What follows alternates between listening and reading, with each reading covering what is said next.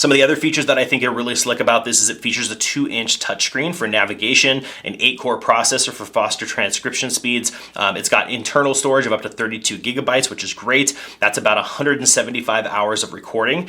So basically, regardless of where you're going to be recording, how much you're going to be recording, I mean, 175 hours is pretty insane. So this is going to be a lot of lectures, a lot of interviews, or a lot of story recording without that, without losing any data and being able to transcribe all of it, which is slick.